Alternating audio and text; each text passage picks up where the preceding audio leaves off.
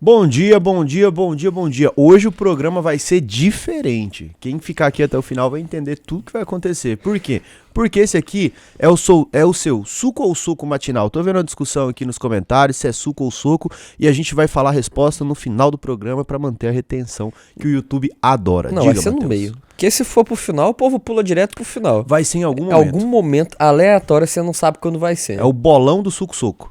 Então hoje nós temos aqui, primeiro-ministro do Japão renuncia, né? O primeiro-ministro, o Fumio Kishida, né?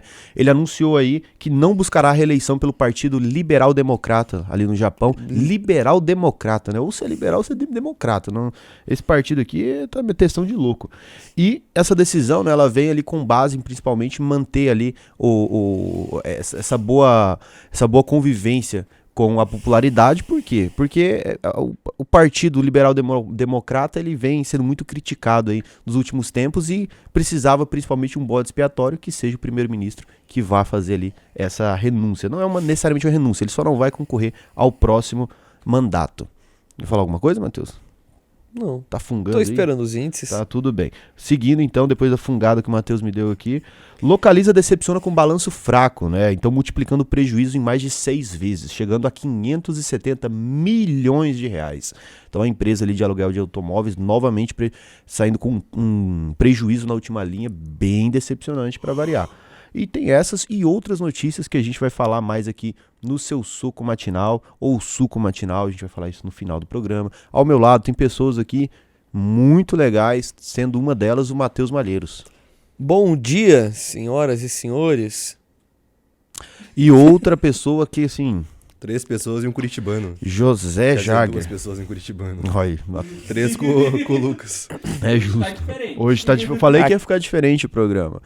Dá o seu bom dia pro pessoal. Bom dia a todos aí, pessoal. Nossos ouvintes assíduos aí que estão nos acompanhando nesse lindo programa. Sabe o que isso aí me lembrou? Aquela notícia. Em acidente de carro morrem 3 pessoas e um maconheiro.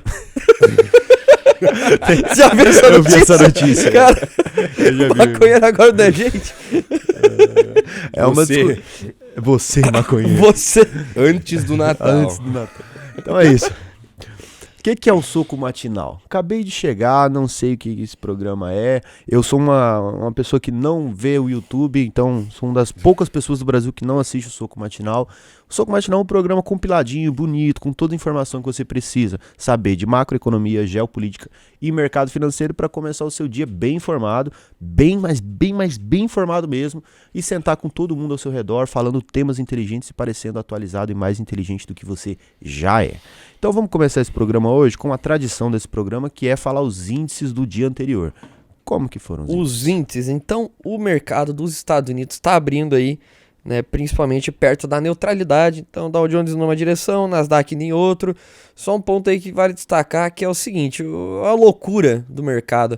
O mercado tá falando, tem que abaixar juros, a inflação tá muito alta. Aí agora que a inflação tá vindo abaixo do esperado, o mercado tá ficando preocupado falando de recessão. Bom... Então temos aí. Mas é aquilo, né, Matheus? Você nunca vai ligar o jornal e tá ali com o mercado falando, hoje o mercado amanheceu tranquilo. Hoje tá todo mundo em casa, tá todo mundo bem, o mercado não tem preocupação. O mercado sempre vai ter uma preocupação, até porque é isso que gira a notícia. Exatamente. Então nos mercados asiáticos aí fecharam também em cima de direção única, com destaque para o Japão, que mesmo com esse caso envolvendo o primeiro-ministro, fechou em alta. Na Europa ali a gente tem um mercado majoritariamente positivo, com destaque para o Reino Unido, que teve uma inflação levemente abaixo do esperado, fechando em 2,2%, né, em menor que os 2,3% esperados. Nas commodities, o petróleo opera em alta, principalmente com receios mais escalados do conflito no Oriente Médio, e o minério de ferro continua caindo, né, fechando no menor preço dentro de um ano, principalmente com a demanda fraca de novo do principal consumidor, a China. Então é isso, né? Ferro tá caindo. O ferro muito. tá caindo. E o Bitcoin? E o Bitcoin sobe. Como sempre. 0,27%, mas já tá desatualizado. Recuperando aquela pancada que levou de 15% Já de tá queda. 61 mil de novo. Aí, você vê. indo agora para as notícias internacionais, o José vai trazer mais informações sobre essa renúncia do primeiro-ministro do Japão. Lembrando que a notícia vem como uma renúncia, mas não é uma renúncia. Na verdade, ele só não vai concorrer à reeleição, o que naturalmente aconteceria, como ele já é o primeiro-ministro e é o partido ele não aguentou dele. a pressão, né? Foi moleque. Renúncia chama mais exato. atenção, né?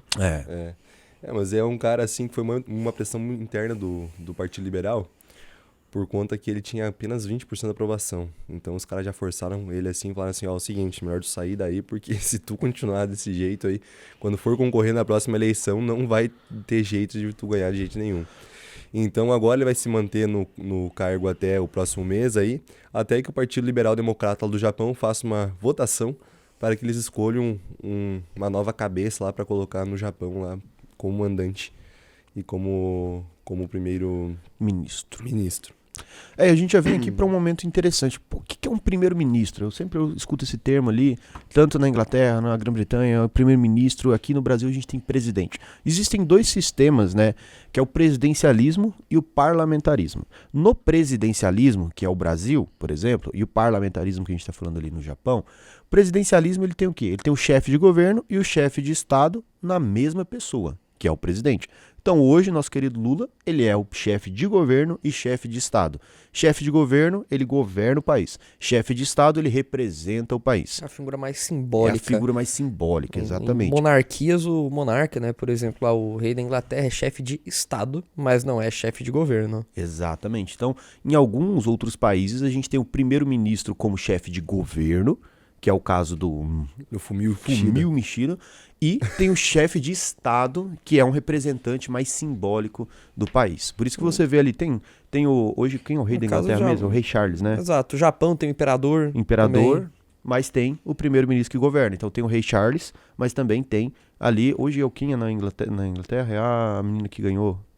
Fugiu a memória, a gente tá improvisando, né? São muitos primeiros ministros para lembrar o nome. Então sempre vai ter essa dicotomia em países que adotam o parlamentarismo, que é o caso do Japão. E uma curiosidade do Fumio Kishida é que ele foi o 8º primeiro-ministro na era pós-guerra que mais ficou tempo no cargo.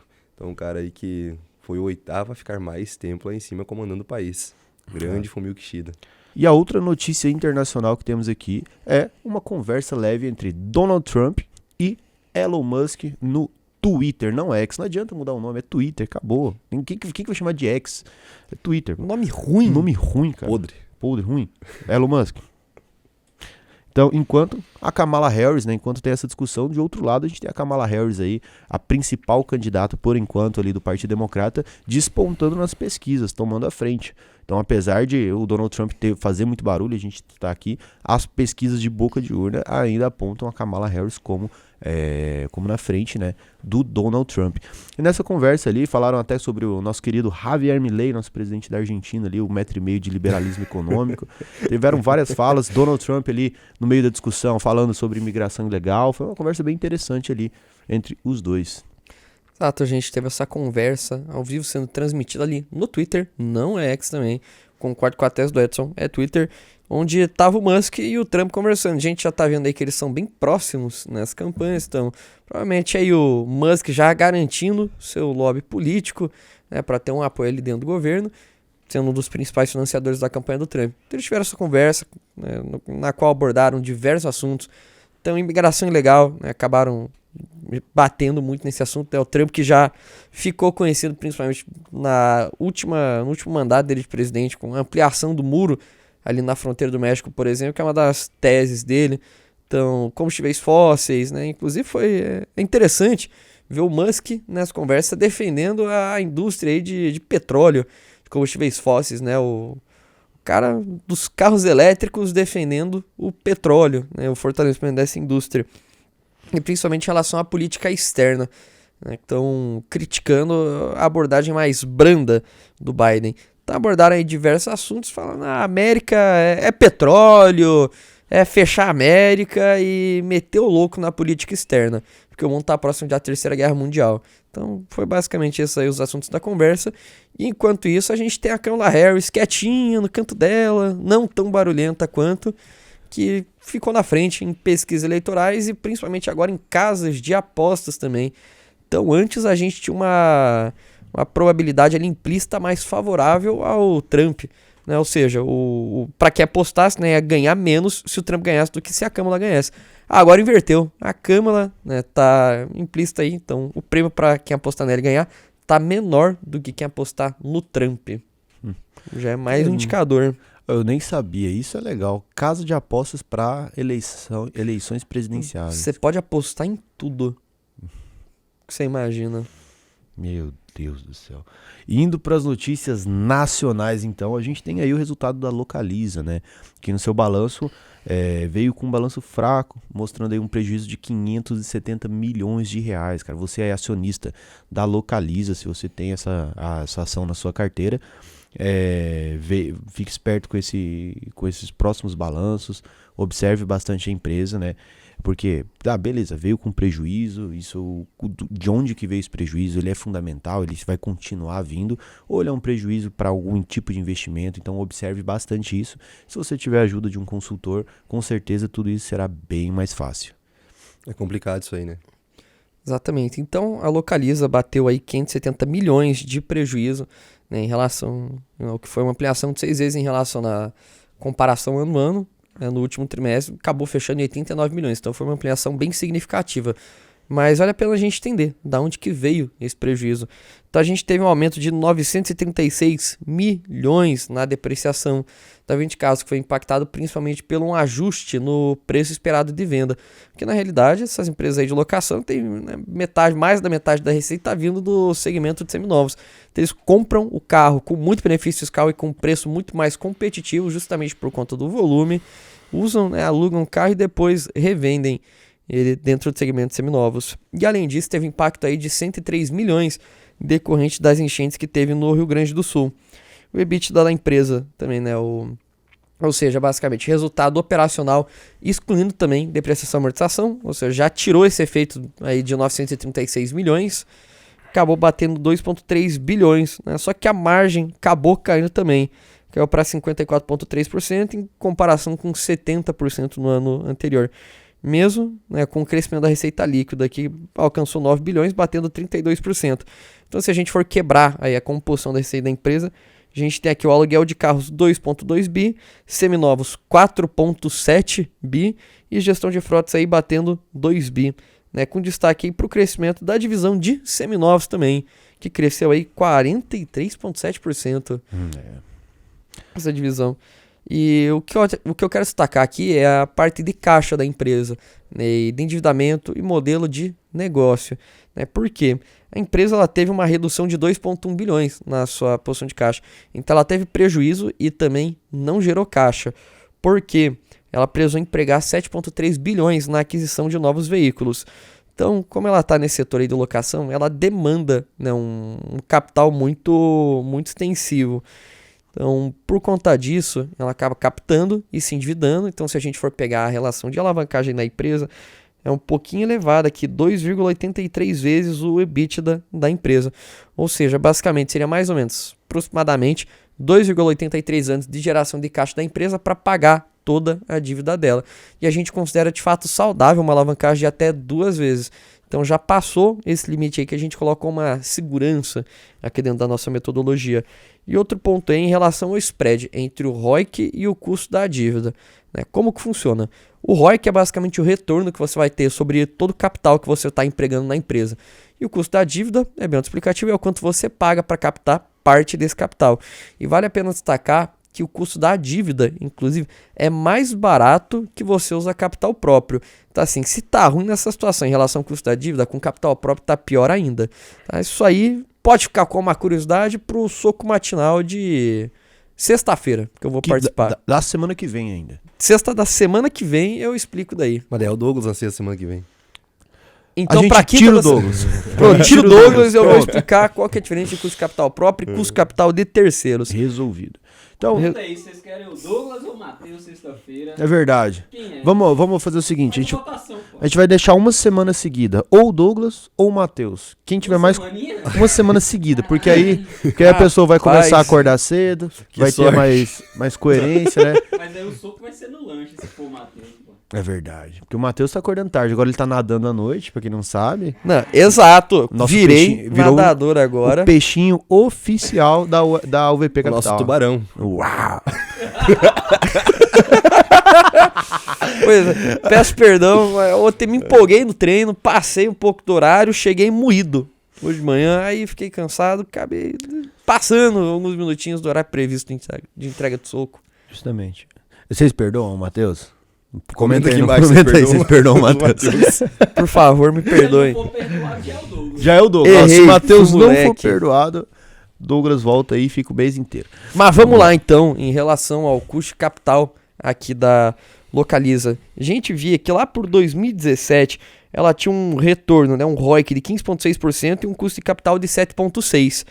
Né. No 1T24, né, já excluindo esse não recorrente em relação à depreciação e amortização, você tinha um retorno de 12,7%, então caiu o retorno, e aumentou o custo da dívida para 8,7%, então ficou cada vez menos atrativo. Se a gente for pegar esse trimestre agora, ficou um custo de 8,4%, só que um retorno de 1,2%, ou seja, é uma empresa que está literalmente destruindo valor nesse sentido. Então é uma situação que, se continuar, não é sustentável. E toda empresa que tem um ROIC, né, inferior ao seu próprio custo de capital não é sustentável a longo prazo, porque ela está destruindo valor. Maravilha.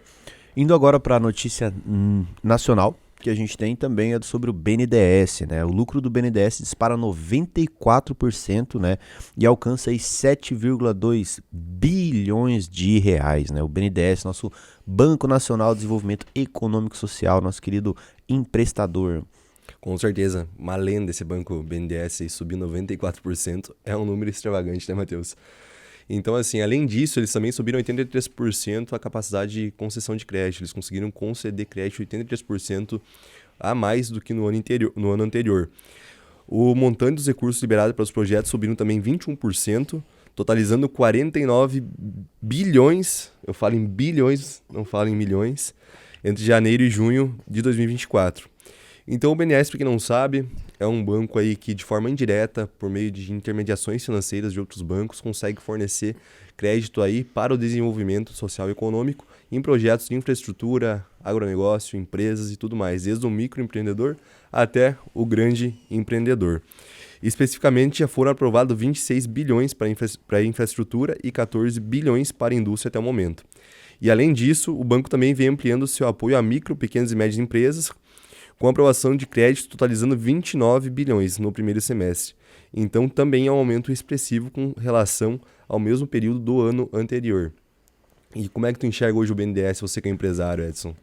Cara, o BNDES ele pode ser muito utilizado para fins interessantes, como o fomento de pequenas e médias empresas no Brasil, o que é necessário. Só que também, como ele tem uma influência muito grande na política em questão, ele pode ser utilizado como foi utilizado em questões de emprestar para quem é amigo do rei. E aí a gente tem um histórico aí que não vale mencionar, que mostra o quanto que o BNDES, no final das contas, ele não é bom nem mal. Ele é uma ferramenta. Como uma ferramenta, igual um martelo pode ser utilizado para construir uma casa, também pode ser utilizado para bater na cabeça de alguém.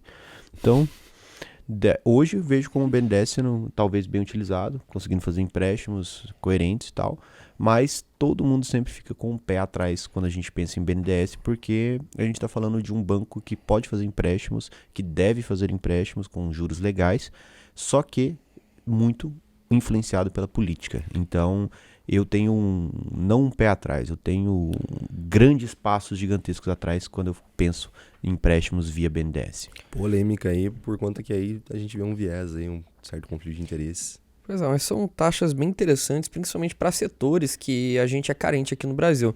Por exemplo, no setor de saneamento, né? A gente tem uma população muito carente em relação a tratamento de esgoto e água potável. Então é um setor que agora, né, recentemente, a gente teve a aprovação do marco legal do saneamento que mudou completamente a dinâmica. Então agora as empresas vão ter um pouco mais de liberdade para participar, né, ter concessões em outros estados. Então isso é bom para a Sabesp, por exemplo. A gente tem a EGEA, tem a Sanepar no Paraná. É um viés positivo para as empresas desse setor, que inclusive a gente tem algumas dentro das indicações para o pessoal da consultoria. Não vou falar quais, se quiser saber, entre para a consultoria ou faça o VP e faça a análise. Você provavelmente vai chegar a um resultado bem semelhante. Mas o ponto é, o BNDES está financiando muito dessas obras, muitos investimentos bilionários que estão sendo feitos nesse setor. Então você já tem aí pacotes, né, de dezenas de bilhões de reais aprovados para investimentos nesse setor, principalmente no Nordeste e no Norte, que são as regiões mais carentes. Então tem esse ponto positivo aí para o BNDES que está financiando investimentos no setor de saneamento. E nós estamos em agosto agora, né? Agosto.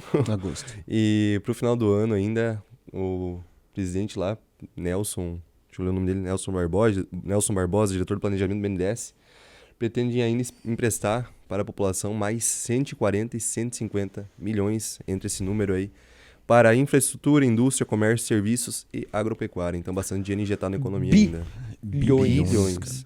Voltando, só dando um adendo nesse assunto do saneamento básico, eu sempre gosto de pensar dessa forma. Você é um cara da comunidade, né? Vamos lá, eu sou um cara da comunidade, amigo da comunidade. Olha que interessante, a gente vê que a gente no Brasil, a gente tem uma cultura um pouco interessante de discussão de eventuais problemas. A gente tem problemas de país de terceiro mundo, como, por exemplo, saneamento básico. Saneamento básico, para mim, é a maior obviedade. E a gente está discutindo, às vezes, onde a gente deveria estar discutindo isso, a gente está discutindo problemas de país de primeiro mundo. Então, para mim, um dos principais problemas que a gente tem nos últimos tempos é não resolver os problemas de terceiro mundo e buscar discutir, primeiramente, problemas de primeiro mundo. Como assim? A gente tem aí discussões específicas, sociais, muito finas, que acontecem, que tomam o plenário, o âmbito da nossa discussão, e eu nunca vi pessoas em grandes mídias discutindo, a gente tem quase todos os brasileiros têm uma fossa no fundo de casa. Sabe, isso é um problema muito real, cara. O saneamento básico, ele acaba com o saneamento básico como a gente tem hoje, né? Ou seja, a falta dele, a gente faz com que a maioria dos brasileiros tenha uma fossa no fundo de casa, aonde tem um poço artesiano, aonde tem contaminação, a gente tem problemas de saúde decorrente disso. Eu a gente não normal, consegue. Que lá na minha casa eu tinha. Todo mundo, o Brasil é assim, só que não deveria sê-lo. Por quê? Porque se a gente já está discutindo problemas de primeiro mundo, de certa forma, ou seja, a gente está utilizando do nosso plenário, utilizando dos nossos deputados, por exemplo, e também das mídias para fazer discussões mais finas de problemas sociais, a gente teria que voltar para a base, a gente tinha que resolver primeiro, por favor, nos próximos anos, resolva o problema do saneamento básico.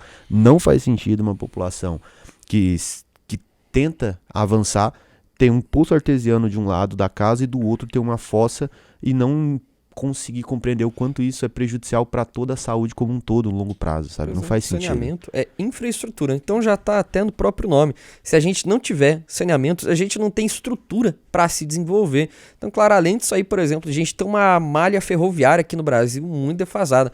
O transporte por rodovia é muito caro, qualquer aumento ali no preço do diesel já causa uma inflação em cadeia no país inteiro, que já prejudica a nossa economia. E o transporte por ferrovias, por exemplo, que é muito mais barato, está completamente largado. Gente, qual foi a última vez que você viu um trem transportando alguma coisa? A gente tem muito pouca rodovia para tamanho. Se você for pegar países desenvolvidos, lá na Europa, Estados Unidos, é gigantesca a malha ferroviária. Então tem um ganho muito, muito, muito grande de eficiência para você conseguir fazer esse transporte nessa conexão do país.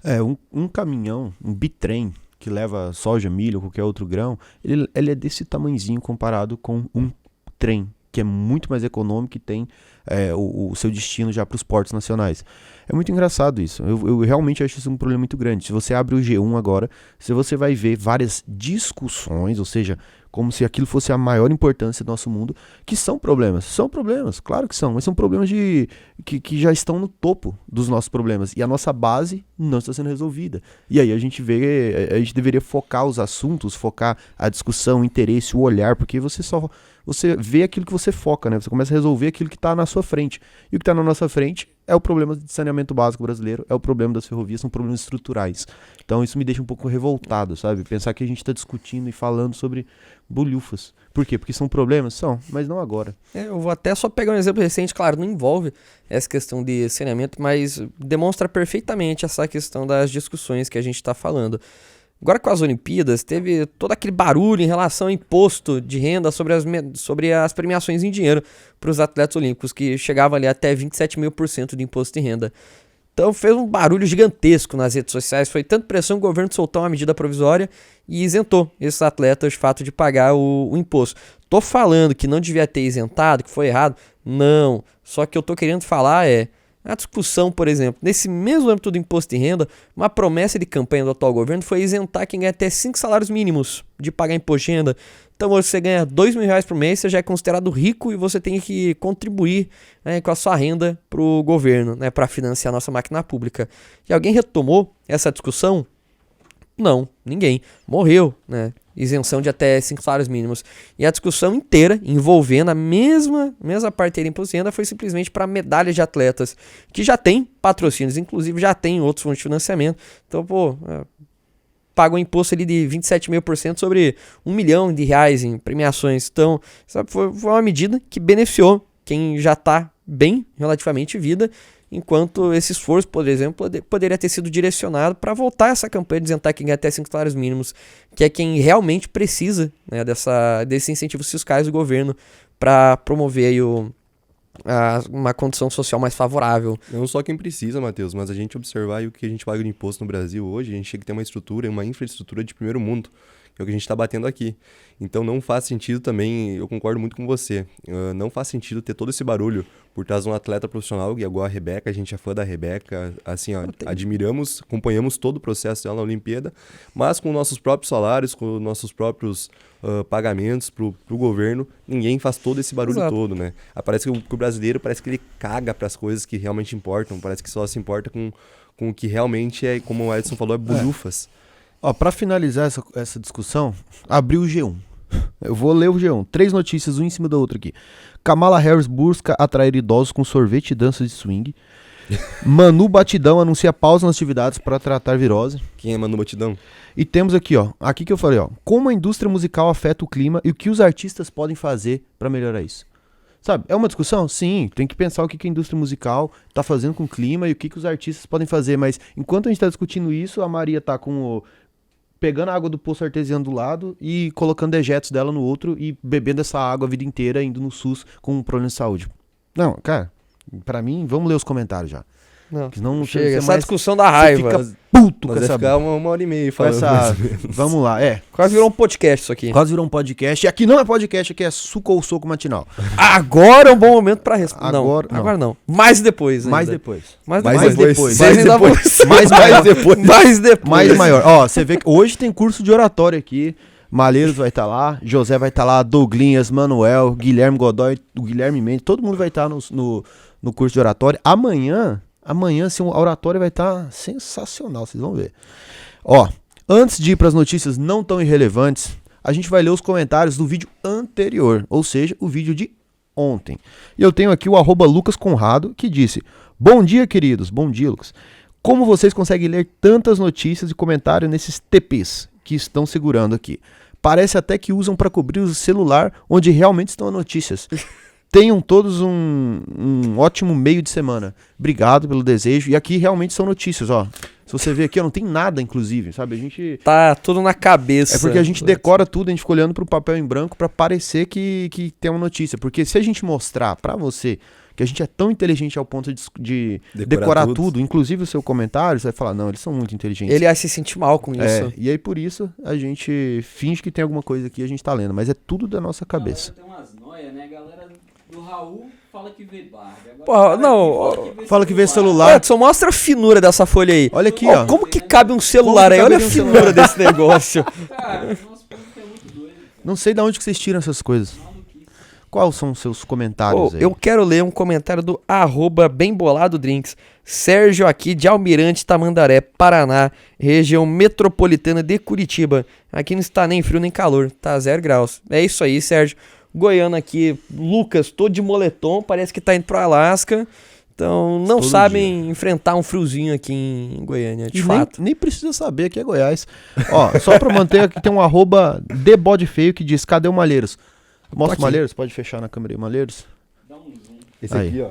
Tá aí, ó. Ele é o Malheiros. Debote feio. Tá aí, pronto. Qual que é o seu comentário? Eu vou ler o comentário do Lucas Narayana, é um comentário sério, com decoro que tem que ter, né? Que ele perguntou: olá, mestres, bom dia, poderiam nos explicar o que significam os tickers 5 e 6 em algumas ações como a Unipar, Unip 5 e Unip 6? Obrigado. Lucas, de forma simplificada e sucinta, ticker 5 e 6 é a mesma coisa que ações preferenciais, que são as ações que dão preferência no pagamento de dividendos e não são as ações que te dão direito a voto nas assembleias. Então você pode comprar sem medo aí que dá na mesma. Maravilha. Só um complemento à resposta do José. Você tem vários tipos de ações preferenciais. Então, as com final 5 são as ações preferenciais de classe A e com final 6 de classe B. E o que muda de uma para outra? Aí depende de cada empresa. Se você quiser ver cada empresa como é que funciona, você pode consultar no Estatuto Social da empresa, que lá vai ter discriminado o que muda de fato de você ter uma ação e você ter outra. Então, na hora de você escolher, por exemplo, qual comprar, é interessante você olhar para a liquidez, por exemplo. Ali na Unip 5 tem uma liquidez irrisória, né? Você não vai conseguir. Agora, a Unip 6 já é uma ação mais líquida, né? E até aproveitando, o que é liquidez? Liquidez é a capacidade, né, que você tem de se desfazer de um ativo num preço hábil e num tempo hábil e num preço justo. Então, quando a gente traz isso aí para o mercado de ações, ela tem um volume significativo de negociações ocorrendo por dia. Que aí você consegue dar saída, porque sempre vai ter alguém ali comprando e alguém vendendo esses ativos. Vai que o Unipar quebre, né? E o cara não vai conseguir vender, é um problema. Exato. Outro comentário que tem aqui pra finalizar é o do @ArthurVigílio9261, que ele diz: top demais, rapaziada. Poderiam dar prêmios pra quem comentar igual se fazia antigamente no canal do Investidor Sardinha. É contigo, Edson. Acordo cedo, de manhã, venho pra gravar, o Matheus nada à noite. Vai ganhar um beijo do Edson. Que prêmio que você quer, rapaz? A gente já tá aqui falando de manhã, ainda tem que premiar vocês por comentário. Ó, o prêmio de hoje, vamos fazer um prêmio, que vai ser o legalzão pra aquela câmera lá. Arthur, um prêmio pra você, que é o positivo triplo aqui, ó. Nós estamos juntos. Sextuplo. Tamo junto, cara. Sexto. Tô acordando Vai com os todo dois dia dedos, de por manhã. favor. Ele merece 6 joinhas. 6 joinhas pra você, isso é o máximo que você vai ganhar por estar assistindo o programa aqui. Mas, talvez, daqui a alguma semana a gente vai ter um patrocínio aqui da Nelore Pedrosa. A gente vai conseguir um patrocínio, a gente vai conseguir sortear aí meia banda de leitor. Fique esperto, continua acompanhando o programa aí, que vai vir meia banda de leitor e vai ser entregue na sua casa pra você ter que cortar em pedaço, brigar com a sua mulher pra colocar no freezer. Vai chegar vivo ainda. Vai chegar vivo, respirando. Como que meia banda de leitor chega vivo, mano? Chega Vamos pra do enredo aí. Não, cara, não vai dar não. Você vê aí que o cara nunca pisou numa fazenda. Chegou meia banda de... Então você viu que o astro da NBA, Kevin Durant, se torna sócio do PSG? Tá trabalhando o cara aí, cara. Vamos fingir que o Matheus não puxou a notícia. É pra retomar o decoro do Vamos programa. lá. Ficou muito bagunçado. Ficou muito bagunçado. Vamos lá. Notícias não tão irrelevantes. Como o Matheus disse aqui, querendo roubar o meu lugar, olha só. O astro da NBA, o Kevin Durant, se torna sócio aí do Paris Saint-Germain. Ou seja, um jogador da NBA, grana no bolso, vai lá e tá comprando um ativo que é um time de futebol. Exatamente. Então, vale a gente destacar que o PSG, ele tem vários times aí, tem até time de vôlei, o PSG na realidade, que hoje é controlado por um fundo, né, ligado a um governo lá do Oriente Médio. Então, pô, o que pode significar o Kevin Durant se tornando sócio do clube? Ele visitou as instalações, falou com o CEO do time, que não tem uma equipe de basquete. Então, será que a gente vai ver o PSG de basquete? de basquete? Isso é interessante. Então, eles têm até handball, judô e esportes. Os caras até jogam um joguinho e não vai ter time de basquete. Aí é um problema. E a outra notícia não tão irrelevante que a gente tem aí é a guerra do Maduro agora contra as redes sociais. Então, a gente vem falando aí do talvez ou não presidente, esse termo é complexo, da Venezuela, né? E agora, frente a toda essa pressão internacional para renúncia, né, visto que ele não apresentou as atas das eleições e boa parte dos países, inclusive o governo Joe Biden nos Estados Unidos, reconheceu o Edmundo González como atual presidente da Venezuela, né? Então, frente a toda essa pressão popular, a gente vê aí essa pressão internacional, né, não popular, mas principalmente internacional, porque popular já tem dentro do país. A gente vê aí que o Maduro agora foca suas atenções contra as redes sociais, com discursos que as redes sociais estão ali prejudicando a Venezuela. Celular só serve para ligação, se depender do Maduro. Então, o diretor tem total controle sobre os parlamentos desde 2017, né, o ditador. E, em outras palavras, a lei do controle das redes sociais deve sim ser aprovada. Então, o cara vai realmente regular as redes sociais e o cara vai censurar o povo para que o povo não fale mal dele, prendendo gente na rua. É uma situação complicada, é uma situação complexa. Mas o que o governo diz que é preciso regular as redes para defender a população do ódio de ideias fascistas e da guerra civil, inclusive proibindo acesso às plataformas. Cara, isso é um absurdo. Em pleno 2024. Ano de Olimpíadas. Ano de Olimpíada, cara. Elon Musk tá aí, hein? Foguete dando reta aí, hein? É. Ano de Olimpíadas. E o Maduro com essas bobagens aí de proibir o pessoal de falar. Cara, e frente a isso a gente vê a Venezuela lá passando todas as necessidades que tem, ficar sem redes sociais ainda vai piorar ainda mais. Não, Edson, mas o pior de tudo, que eu vou ter que comentar, cara, que o Maduro deixou o X, na verdade o Twitter, que nome ruim, X, Twitter desativado por 10 dias e convocou a população inteira a desinstalar o WhatsApp, inclusive fazendo um tutorial ao vivo pra desinstalar o WhatsApp. Mas ó, é muito sagaz esse Maduro, né? É muito sagaz. Maravilha. Então, pra finalizar o programa agora, a gente vai pro recado final. E o Lucas aqui, ó, tá aqui na minha frente, grandíssimo Lucas, acabou de me avisar que tivemos um problema com a câmera aberta, então o recado final vai ser nessa câmera bem aqui, que vai ser focada na pessoa que vai dar o recado final hoje, né? E essa pessoa é uma pessoa muito interessante que vai falar aqui com a gente um recado sensacional, que é o Matheus Malheiros. Matheus, abre seu coração, fala para essa população empolvorosa que precisa de ouvir os seus conselhos. O que você pode falar, meu garoto? Faça natação. Eu voltei a fazer natação recentemente e é muito bom. Então, hoje é um comentário de fato construtivo. É um esporte muito bom, não tem impacto, exercita todos os grandes grupos musculares, é bom para quem tem problema respiratório, trabalha a sua capacidade cardiopulmonar. Então, só tem benefício, fica a minha recomendação. Tentei fazer academia com o Edson, me arrastou, não consegui. Foi pro boxe, apanhou. Fui pro boxe, apanhei. Fui pro jiu-jitsu, não consegui também. 5 minutos já tava todo ofegante. Então, porra, tentei natação e foi. Então, fica a minha sugestão aí. Faça natação. A UVP também é saúde. O povo nos ama, a UVP é saúde, é isso aí, ó. Acompanhar, você vai ficar mais inteligente acompanhando a gente aqui e ainda vai ter saúde, por quê? Porque o Matheus fica nadando e você fica assistindo. Até Então, o Zé vai parar de fungar. o Zé parando de fugar, resolvendo o problema de tireoide Eu que tenho ele um tem problema de aí. tireoide, mas isso é genético, não dá pra julgar. Que genético. É genético. Dava pra Que fazer uma genético. piada aí muito boa, né? Qual? Todo mundo no soco matinal e o Matheus, nada. Vai dar não. Nessa aqui a gente encerra. Tchau.